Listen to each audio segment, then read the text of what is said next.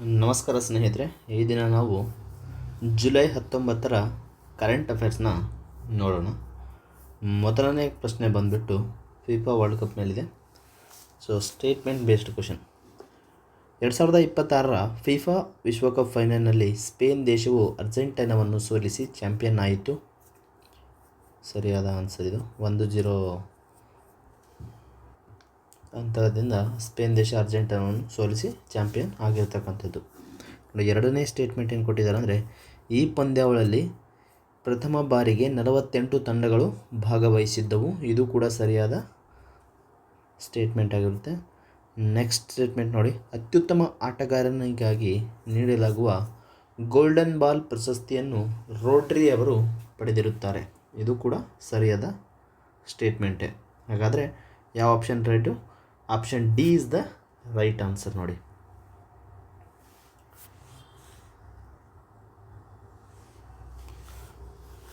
July 19, 2026ರಂದು ನಡೆದ FIFA ವಿಶ್ವಕಪ್ final ಪಂದ್ಯದಲ್ಲಿ ಸ್ಪೇನ್ 1-0 ಅಂತರದಿಂದ ಅರ್ಜೆಂಟೈನಾವನ್ನು ಸೋಲಿಸಿತು.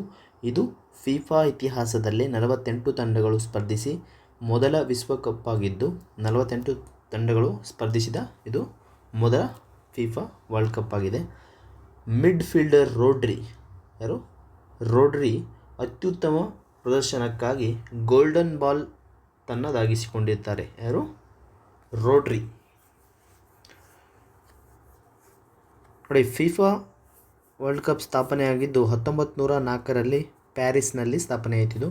ಇದು ಪ್ರಸ್ತುತ ಜ್ಯೂರಿಚ್ನಲ್ಲಿ ಇರ್ತಕ್ಕಂಥದ್ದು. ಮೊದಲ ವಿಶ್ವಕಪ್ 1930ರಲ್ಲಿ ಉರುಗ್ವೆಯಲ್ಲಿ ಆರಂಭವಾಗಿತ್ತು. ಎಷ್ಟರಲ್ಲಿ? 1930ರಲ್ಲಿ ಫಿಫಾ ಮೊದಲ ವಿಶ್ವಕಪ್ಪನ್ನು ಆಯೋಜನೆ ಮಾಡಲಾಗಿತ್ತು. 2025ರ ಆತಿಥ್ಯವನ್ನು ವಹಿಸಿರ್ತಕ್ಕಂತಹ ದೇಶಗಳು ಯಾವುದಂದರೆ USA, ಕೆನಡಾ ಮತ್ತು ಮೆಕ್ಸಿಕೋ ಜಂಟಿಯಾಗಿ ಆತಿಥ್ಯ ವಹಿಸಿರ್ತಕ್ಕಂಥದ್ದು. ಪುರುಷ ಮತ್ತು ಮಹಿಳಾ ವಿಶ್ವಕಪ್ ಎರಡರನ್ನು ಏಕಕಾಲದಲ್ಲಿ ಹೊಂದಿರುವ ಏಕೈಕ ದೇಶ ಅಂದರೆ ಅದು ಸ್ಪೇನ್ ದೇಶ. ಎರಡು ಏಕಕಾಲದಲ್ಲಿ ಗೆದ್ದು ದಾಖಲೆಯನ್ನು ಸೃಷ್ಟಿಸಿರ್ತಕ್ಕಂಥದ್ದು. ಹೆಚ್ಚು ಬಾರಿ ಗೆದ್ದಿರ್ತಕ್ಕಂಥ ದೇಶ ಯಾವುದಂದರೆ ಬ್ರೆಜಿಲ್. ಎಷ್ಟು? 5 ಬಾರಿ ಗೆದ್ದಿರ್ತಕ್ಕಂಥದ್ದು.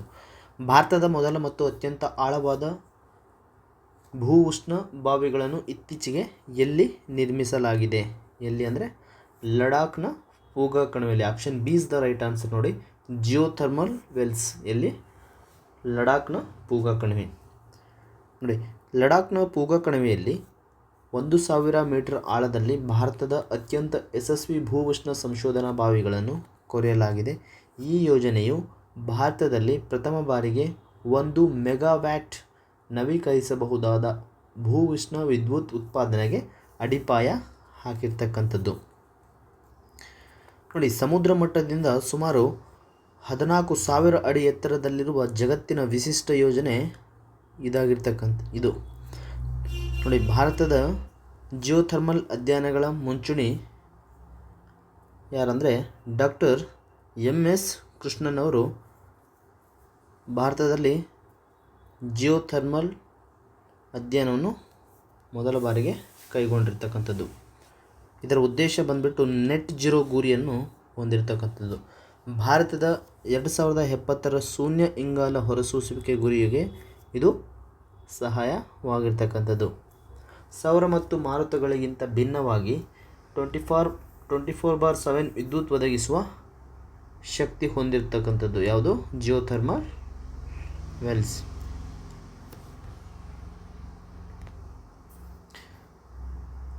ಐಸ್ಲ್ಯಾಂಡ್ ದೇಶವು 90% ಶಾಖವನ್ನು ಭೂ ಉಷ್ಣದಿಂದಲೇ ಪಡೆಯುತ್ತದೆ. ಯಾವ ದೇಶ? ಸುಮಾರು 90% ಭಾಗ ಈ ನಮ್ಮ ಇಂಡಿಯಾದಲ್ಲಿ ಇವಾಗ ಬಂದಿರೋದು ಐಸ್ಲ್ಯಾಂಡ್. ಯಾವ ದೇಶ? ಐಸ್ಲ್ಯಾಂಡ್ ದೇಶ. Next question is, e commerce council of India ECCI ಅನ್ನು ಜುಲೈ 2026ರಲ್ಲಿ ಅಧಿಕೃತವಾಗಿ ಸ್ಥಾಪಿಸಿದ ಸಂಸ್ಥೆ ಯಾವುದು? ECCI, e commerce council of India. ಯಾವುದಂದರೆ option B is the right answer. IAMAI. ಇದರ ಫುಲ್ ಫಾರ್ಮ್ ಬಂದ್ಬಿಟ್ಟು internet and mobile association of India. IAMAI ಅಂದರೆ internet and mobile association of India. IAMAI ಸಂಸ್ಥೆಯು ECCI ಸಂಸ್ಥೆಯನ್ನು ರೂಪಿಸಿದೆ. ಇದು ದೇಶದಲ್ಲಿ ಲಾಜಿಸ್ಟಿಕ್ ಆನ್ಲೈನ್ ಪಾವತಿ ವ್ಯವಸ್ಥೆಗಳು ಮತ್ತು MSME ಉದ್ಯಮಗಳನ್ನು ನಿಯಂತ್ರಣದ ಚೌಕಟ್ಟಿಗೆ ತರುವ ಪ್ರಮುಖ ಪ್ರಯತ್ನವಾಗಿರ್ತಕ್ಕಂಥದ್ದು. ನೋಡಿ, ಇದು ಉದಯವಾಗಿದ್ದು ಸ್ಥಾಪನೆಯಾಗಿದೆ ಅಂದರೆ 2004ರಲ್ಲಿ. ಕಾಮರ್ಸ್ ಮಾರುಕಟ್ಟೆ ಮಾದರಿಯಲ್ಲಿ 100% ವಿದೇಶಿ ನೇರ ಹೂಡಿಕೆಗೆ ಅವಕಾಶವನ್ನು ಕೊಡುವಂಥದ್ದು. ಆನ್ಲೈನ್ ವಾಣಿಜ್ಯದಲ್ಲಿ ಏಕಸ್ವಾಮ್ಯ ನಿಯಂತ್ರಣ ಇದರ ಮುಖ್ಯ ಉದ್ದೇಶ. ಯಾವುದು? ಆನ್ಲೈನ್ ವಾಣಿಜ್ಯದಲ್ಲಿ ಏಕಸ್ವಾಮ್ಯ ನಿಯಂತ್ರಣವನ್ನು ಹೊಂದುವುದು ಇದರ ಮುಖ್ಯ ಉದ್ದೇಶವಾಗಿರ್ತಕ್ಕಂಥದ್ದು. ONDC ಪರಿಕಲ್ಪನೆ ಮುಕ್ತ ಡಿಜಿಟಲ್ ವಾಣಿಜ್ಯ ಜಾಲ ಕೇಂದ್ರ ವಾಣಿಜ್ಯ ಸಚಿವಾಲಯದ ಉಪಕ್ರಮವಾಗಿರ್ತಕ್ಕಂಥದ್ದು. ಮುಕ್ತ ಡಿಜಿಟಲ್ ವಾಣಿಜ್ಯ ಜಾಲ ONDC. ಡಿಜಿಟಲ್ ಇಂಡಿಯಾ ಭಾರತದಲ್ಲಿ ಚಾಲನೆ ನೀಡಿದೆ ಯಾವಾಗ ಅಂದರೆ ಜುಲೈ 1, 2015 ಅಧಿಕೃತವಾಗಿ ಚಾಲನೆ ನೀಡಿರ್ತಕ್ಕಂಥದ್ದು. ನೆಕ್ಸ್ಟ್ ಕ್ವಶನ್ ಈಸ್, ಇತ್ತೀಚೆಗೆ ಪರಿಸರ ಮಾಲಿನ್ಯ ಹಾಗೂ ಮೀನುಗಳ ಸಾವಿನಿಂದ ಸುದ್ದಿಯಲ್ಲಿದ್ದ ಕೃತಕ ಸರೋವರ ಆನಾಸಾಗರ್ ಯಾವುದು? ಆನಾಸಾಗರ್ ಯಾವ ರಾಜ್ಯದಲ್ಲಿದೆ? ಆನಾಸಾಗರ್ ಇರೋದು ರಾಜಸ್ಥಾನ ರಾಜ್ಯದಲ್ಲಿ. Option B is the right answer. ರಾಜಸ್ಥಾನದ ಅಜ್ಮೇರ್ನಲ್ಲಿರುವ ಕೃತಕ ಆನಾಸಾಗರ್ ಸರೋವರದಲ್ಲಿ ಗಂಭೀರ ಪ್ರಮಾಣದ ನೀರಿನ ಆಮ್ಲಜನಕ ಕೊರತೆಯಿಂದಾಗಿ ಸಾವಿರಾರು ಮೀನುಗಳು ಮೃತಪಟ್ಟಿದ್ದವು. ಇದನ್ನು 1135ರಿಂದ 1150 AD ಅವಧಿಯಲ್ಲಿ ಆರ್ನೋ ರಾಜ ಚೌಹಾಣ್ರವರು ನಿರ್ಮಿಸಿದ್ದರು. ಯಾರು? ಆರ್ನೋ ರಾಜ ಚೌಹಾಣ್. ನೋಡಿ, ಲೂನಿ ನದಿ ಸಂಪರ್ಕ ನೀಡುವಂಥದ್ದು ಯಾವುದಕ್ಕೆ? ಆನಾಸಾಗರ್ ಸರೋವರಕ್ಕೆ. ಈ ಸರೋವರವು ಲೂನಿ ನದಿಯ ಹರಿವಿಗೆ ಆಣೆಕಟ್ಟು ಕಟ್ಟಿ ಸೃಷ್ಟಿಸಲಾದ ಕೆರೆಯಾಗಿದೆ. ಯಾವುದು? ಈ ಆನಾಸಾಗರ್ ಸರೋವರ ಲೂನಿ ನದಿಗೆ ಅಡ್ಡಲಾಗಿ ಕಟ್ಟಿರ್ತಕ್ಕಂಥದ್ದು. ಬಾರಾದಾರಿ ರಚನೆ ಶಹಜಹಾನ್ ಕೆರೆಯ ದಂಡೆಯ ಮೇಲೆ ಅಮೃತಶಿಲೆಯ 5 ಸುಂದರ ಮಂಟಪಗಳನ್ನು ಕಟ್ಟಿಸಿದ್ದನು. ಎಲ್ಲಿ? ಈ ಕೆರೆಯ ದಂಡೆ ಮೇಲೆ 5 ಸುಂದರ ಮಂಟಪಗಳನ್ನು ಕಟ್ಟಿಸ್ತಾನೆ. ಅದರ ಹೆಸರು ಬಾರಾದಾರಿ. ಇದರ ನಿರ್ಮಾತೃ ಆರ್ನೋ ರಾಜ ಚೌಹಾಣ್. ನೋಡಿ, ಇವನು ಪ್ರಸಿದ್ಧ ದೊರೆ ಪೃಥ್ವಿರಾಜ್ ಚೌಹಾಣ್ ಇದಾನಲ್ಲ, ಅವರ ಅಜ್ಜ ಯಾರು? ಆರ್ನೋ ರಾಜ ಚೌಹಾಣ್ ಅಂತವರು. ದೌಲತ್ ಬಾಗ್ ಅಂದರೆ ಇದು ಮೊಘಲ್ ದೊರೆ ಜಹಾಂಗೀರ್ ಈ ಕೆರೆಯ ಪಕ್ಕದಲ್ಲಿ ಸುಭಾಷ್ ಉದ್ಯಾನ ನಿರ್ಮಿಸಿದ್ದನು. ಯಾವುದು? ದೌಲತಾಬಾಗ್. ಲೂನಿ ನದಿಯ ವಿಶೇಷತೆ ಏನಂದರೆ ಇದು ಭಾರತದ ಅತ್ಯಂತ ಪ್ರಸಿದ್ಧ ಉಪ್ಪಿನಂಶದ ಒಳನಾಡು ಹೊರುವಿನ ನದಿಯಾಗಿರ್ತಕ್ಕಂಥದ್ದು. ಯಾವುದು? ಲೂನಿ ನದಿ. ನೆಕ್ಸ್ಟ್ ಕ್ವಶನ್ ಈಸ್, ದ್ವಿಪಕ್ಷೀಯ ಮಿಲಿಟರಿ ಜಂಟಿ ಸಮರಾಭ್ಯಾಸ ಟೈಗರ್ ಟೈಟ್ನಿಂಗ್ 2026 ಇತ್ತೀಚೆಗೆ ಯಾವ ದೇಶಗಳ ನಡುವೆ ಆಯೋಜಿಸಲ್ಪಟ್ಟಿತು? ಟೈಗರ್ ಟೈಟ್ನಿಂಗ್ ಯಾವ ದೇಶ ಅಂದರೆ ಬಾಂಗ್ಲಾದೇಶ್ ಮತ್ತು ಅಮೇರಿಕಾ. ಬಾಂಗ್ಲಾದೇಶ್ ಮತ್ತು ಯುನೈಟೆಡ್ ಸ್ಟೇಟ್ಸ್ ಸೇನೆಗಳ ನಡುವಿನ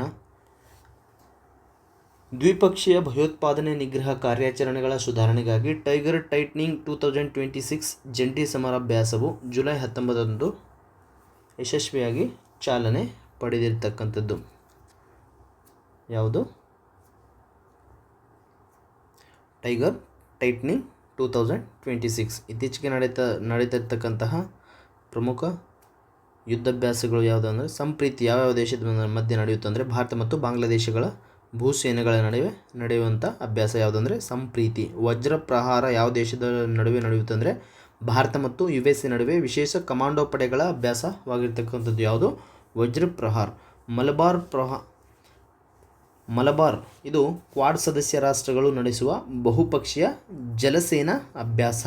ಯಾವುದು? ಜಲಸೇನಾ ಅಭ್ಯಾಸ, ಕ್ವಾಡ್ ಸದಸ್ಯ ರಾಷ್ಟ್ರಗಳು. ಬೊಂಗೋ ಸಾಗರ್ ಅಂತಕ್ಕಂಥದ್ದು ಭಾರತ ಮತ್ತು ಬಾಂಗ್ಲಾದೇಶದ ಜಂಟಿ ನೌಕಾ ಸಮರಾಭ್ಯಾಸದ ಹೆಸರು ಆಗಿರ್ತಕ್ಕಂಥ. ಯಾವುದು? ಬೊಂಗೋ ಸಾಗರ್. ಯುದ್ಧಾಭ್ಯಾಸ ಭಾರತ ಮತ್ತು ಅಮೆರಿಕ ದೇಶಗಳ ನಿಯಮಿತ ಭೂಸೇನಾ ಯುದ್ಧ ತಾಲೀಮು ಆಗಿರ್ತಕ್ಕಂಥದ್ದು. ಯಾವುದು? ಯುದ್ಧಾಭ್ಯಾಸ. ನೆಕ್ಸ್ಟ್ ಕ್ವಶನ್ ಈಸ್, ವಿಶ್ವವಿಖ್ಯಾತ ಆರ್ಟಿಫಿಷಿಯಲ್ ಇಂಟೆಲಿಜೆನ್ಸ್ ಕಂಪನಿ OpenAIನ ನೂತನ CTO ಆಫ್ ಕಂಪ್ಯೂಟ್ ಹುದ್ದೆಗೆ ಆಯ್ಕೆಯಾದ ಭಾರತೀಯ ತಜ್ಞ ಯಾರು? ಅಂದರೆ option A is the right answer. ನೋಡಿ, ಉದಯ್ ರುದ್ರರಾಜು, ಉದಯ ರುದ್ರರಾಜು CTO ಆಫ್ ಕಂಪ್ಯೂಟ್ ಹುದ್ದೆಗೆ. ನೋಡಿ, ಎಲಾನ್ ಮಸ್ಕ್ ನೇತೃತ್ವದ XAI ಮತ್ತು X ಸಂಸ್ಥೆಗಳಲ್ಲಿ ಮೂಲಸೌಕರ್ಯ ಮುಖ್ಯಸ್ಥರಾಗಿದ್ದ ಉದಯ ರುದ್ರರಾಜು ಅವರನ್ನು OpenAI ಸಂಸ್ಥೆಯು ತನ್ನ ಸುಧಾರಿತ ಕಂಪ್ಯೂಟ್ ಇನ್ಫ್ರಾಸ್ಟ್ರಕ್ಚರ್ ವಿಭಾಗದ ಚೀಫ್ ಟೆಕ್ನಾಲಜಿ ಆಫೀಸರ್, CTO ಅಂದರೆ ಚೀಫ್ ಟೆಕ್ನಾಲಜಿ ಆಫೀಸರ್ ಆಗಿ ನೇಮಕ ಮಾಡಿರ್ತಕ್ಕಂಥದ್ದು. ನೋಡಿ, ಚಾಟ್ ಜಿ ಪಿ ಟಿಯನ್ನು ಕಂಡುಹಿಡಿದವರು ಯಾರಂದರೆ Sam Altman. Microsoft Satya Nadella CEO ಆಗಿ ಮುನ್ನಡೆಸುತ್ತಿದ್ದಾರೆ. ಯಾರು? ಸತ್ಯ ನಾದೆಲ್ಲ. ಯೂಟ್ಯೂಬ್ನ ಮುಖ್ಯಸ್ಥರು ಯಾರಂದರೆ ನೀಲ್ ಮೋಹನ್. XAI ಸ್ಥಾಪನೆಯಾದದ್ದು ಎಲಾನ್ ಮಸ್ಕ್ ಅವರು OpenAIಗೆ ಪೈಪೋಟಿ ನೀಡಲು ಸ್ಥಾಪಿಸಿದ ಸಂಸ್ಥೆ ಯಾವುದಂದರೆ XAI. ಇದು 2023ರಲ್ಲಿ ಸ್ಥಾಪನೆ ಆಗಿರ್ತಕ್ಕಂಥದ್ದು. ಗೂಗಲ್ನ ಮುಖ್ಯಸ್ಥ ಯಾರಂದರೆ ತಮಿಳುನಾಡು ಮೂಲದ ಸುಂದರ್ ಪಿಚೈ ಆಲ್ಫಾಬೆಟ್ನ CEO ಆಗಿ ಕೆಲಸ ಮಾಡುತ್ತಿರ್ತಕ್ಕಂಥದ್ದು. ಯಾರು? ಸುಂದರ್ ಪಿಚೈ ಆಲ್ಫಾಬೆಟ್ನ CEO ಆಗಿ ಕೆಲಸ ನಿರ್ವಹಣೆ ಮಾಡಿರ್ತಾರೆ. ನೆಕ್ಸ್ಟ್ ಕ್ವಶನ್ ಈಸ್, ಇತ್ತೀಚೆಗೆ 4ನೇ ರಾಷ್ಟ್ರೀಯ ಜವಾಬ್ದಾರಿಯುತ ಉದ್ಯಮ ನಡಾವಳಿ ಸಮ್ಮೇಳನ NCRBC 2026 ಎಲ್ಲಿ ನಡೆಯಿತು? NCRBC ಎಲ್ಲಿ ನಡೆಯಿತು ಅಂದರೆ ನವದೆಹಲಿಯಲ್ಲಿ ನಡೆಯಿತು. ಕೇಂದ್ರ ಕಾರ್ಪೊರೇಟ್ ವ್ಯವಹಾರಗಳ ಸಚಿವಾಲಯದ ಅಂಗವಾದ IICA ಸಂಸ್ಥೆಯು ನವದೆಹಲಿಯಲ್ಲಿ 4ನೇ NCRBC ಸಮಾವೇಶ ಆಯೋಜಿಸಿತು. ಭಾರತೀಯ ಕಂಪನಿಗಳು ಪರಿಸರ ಸ್ನೇಹಿ ಮತ್ತು ಸಾಮಾಜಿಕ ಕಳಕಳಿಯ ESG environmental, social and governance ನಿಯಮಗಳನ್ನು ಪಾಲಿಸುವಂತೆ ಪ್ರೇರೇಪಿಸುವುದು ಇದರ ಮುಖ್ಯ ಉದ್ದೇಶವಾಗಿರ್ತಕ್ಕಂಥದ್ದು. ನೋಡಿ, IICA ಎಲ್ಲಿ ಅಂದರೆ Indian institute of corporation affairs. ಇದು ಹರಿಯಾಣದ ಮನೇಸರ್ನಲ್ಲಿದೆ. ಇಲ್ಲಿ ಹರಿಯಾಣದ ಮನೇಸರ್. ಅರ್ಹ ಕಂಪನಿಗಳು ಕಳೆದ 3 ವರ್ಷಗಳ ಸರಾಸರಿ ಲಾಭದ 2% ಭಾಗವನ್ನು ವೆಚ್ಚ ಮಾಡಬೇಕು. ಯಾವುದು? ಇದರ ಪ್ರಯುಕ್ತ ಎಷ್ಟು? 2% ಲಾಭವನ್ನು ವೆಚ್ಚ ಮಾಡಬೇಕು. ಈ ಸಚಿವಾಲಯದ ಮುಖ್ಯಸ್ಥರು ಬಂದ್ಬಿಟ್ಟು ಕೇಂದ್ರ ಕಾರ್ಪೊರೇಟ್ ವ್ಯವಹಾರಗಳ ಸಚಿವಾಲಯ. ಇದರ ಅಡಿ ಉನ್ನತ ಪ್ರಾಧಿಕಾರವಾಗಿ ಕೆಲಸ ಮಾಡ್ತಿರ್ತಕ್ಕಂಥದ್ದು. ನೆಕ್ಸ್ಟ್ ಕ್ವಶನ್ ಈಸ್, ಈ ಕೆಳಗಿನ ಯಾವ ಜೋಡಿಗಳು